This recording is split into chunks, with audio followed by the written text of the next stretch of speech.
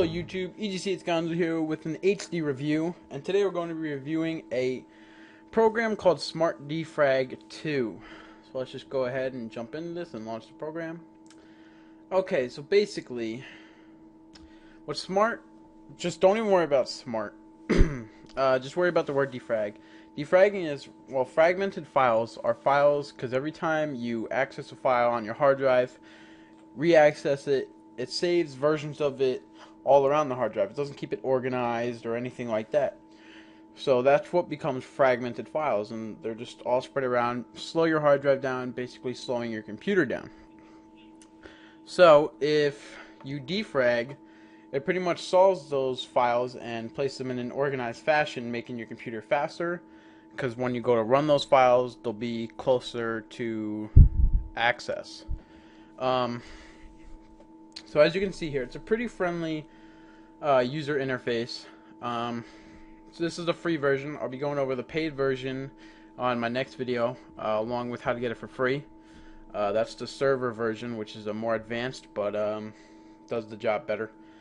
So basically, as you can see here, it'll list every hard drive that you have, whether it's internal or external.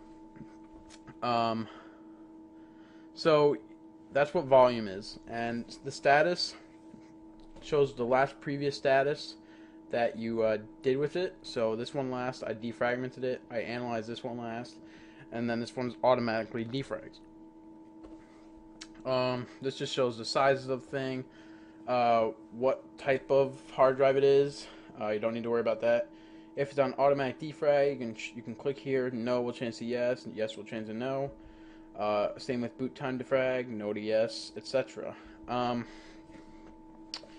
basically, all you need to do is check off what volume or hard drive you want to analyze and then perform the recommended action. You can choose a single, or you can choose every one. For this one, I'm going to do this one because this one seems to cause the most. It actually tells me to defrag. But we'll get into that into a minute. Let's check up here at the top left. That just launches their website. First, over here on the top right, you have skins. They only have black and white. White is not the best looking, if you ask me. Looks like a wannabe Mac. So if you have Macs, I guess you could use that one. And then we'll skip settings really quickly. And then if you go to support, that might launch the web. Alright, it gives you the manual, technical support, and about, Smart Defrag, etc. So now we'll go to settings. Alright, general settings. These are really basic. You really don't even need to touch these unless you're advanced. Here's what you do need to remember. If you're running a laptop and you are not plugged in, this right here you need to uncheck in order for it to analyze and or defrag. Either one. It'll do your main hard drive. Now if you have it, and since I'm plugged in, it should actually analyze this. It doesn't work on this one. Let's see. Alright, now if you check that while plugged in, you'll be fine.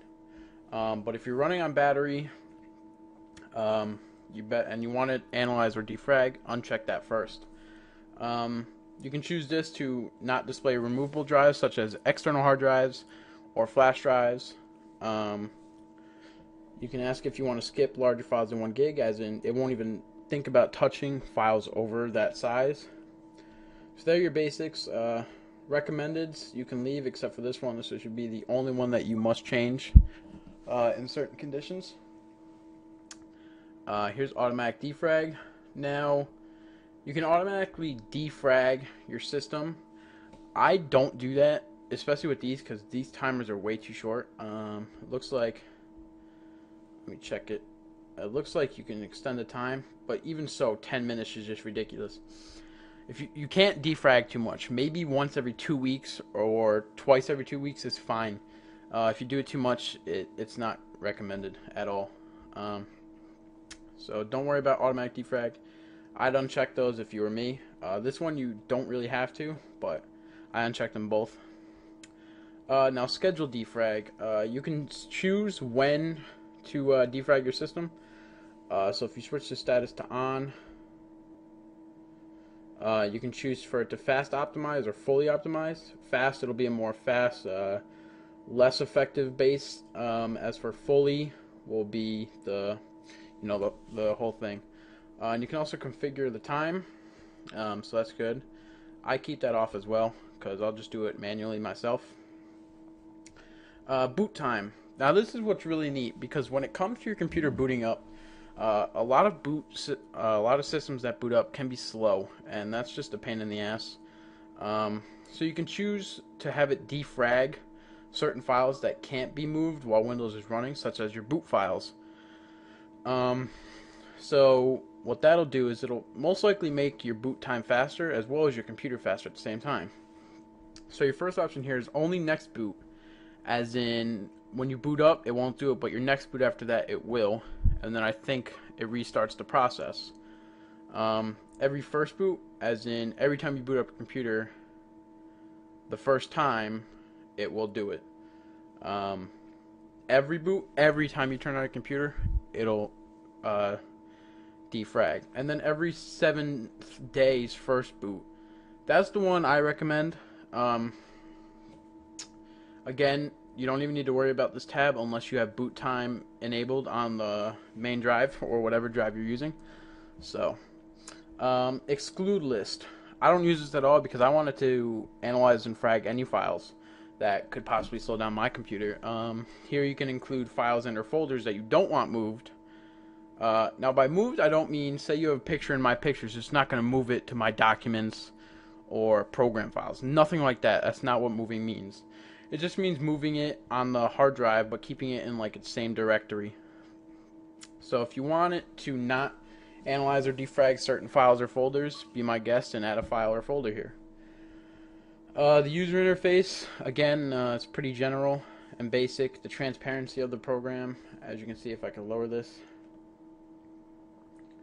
like that. I keep it all the way here.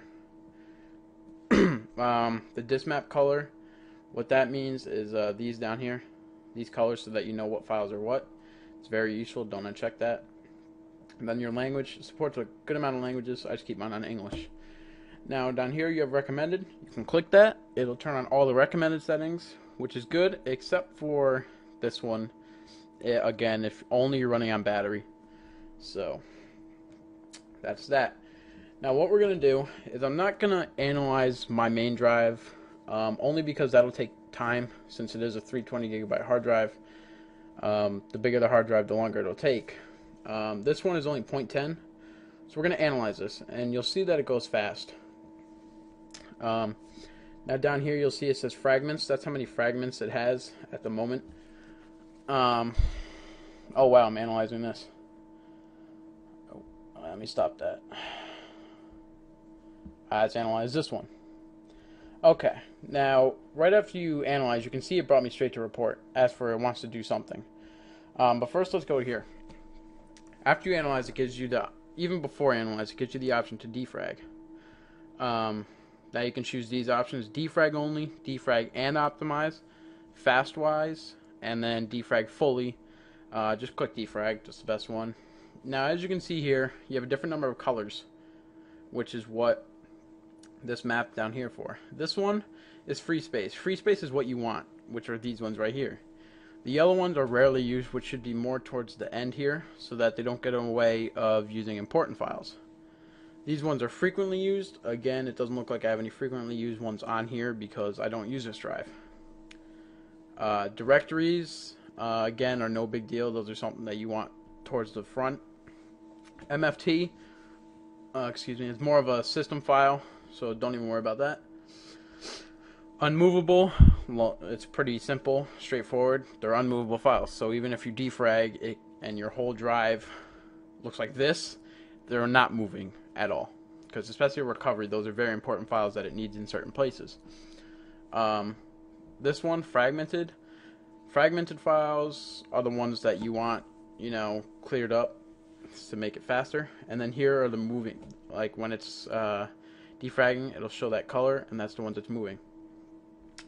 Again, automatic defrag, it shows how much of your CPU you're using, how much of your disk space, your last defrag. Mine was today. If boot time defrag is enabled, you can also configure it. And now here's the report. It'll tell you its recommendation, which I recommend you do every time. It'll give you a summary of how many files and directories are on that drive, its fragmentation rate, and then the fragments of how many fragments are on there. So if I defrag and fast optimize, again, it says before 0% fragmented, and after is 0% defragmented, as in it can't do anything, because as you see here, this result is unmovable. It can't move them. So it might give you that recommended action, but you can't do anything. But as you can see, those turned into free space. If you remember, there was an orange square over there. So it did do something, but the main file that it was looking to defrag was unmovable. It's most likely that one there. Even though it's not black, fragmented file can be displayed as fragmented, moreover unmovable. So this program is really good. I give it a very good rating, at least a 10 out of 10. Only because if you think about it, when Windows XP came out, they had the first defragmentation system. I don't know if Windows 2000 had it. I don't believe so. But with Windows XP defrag, you could either manually do it or automatic like this. But you're able to see a chart like this. Now when they introduced Windows Vista and Windows 7, you weren't able to, it wasn't user friendly. It was just system. It was done automatically. You never knew when it was happening, stuff like that. So you couldn't see this kind of chart.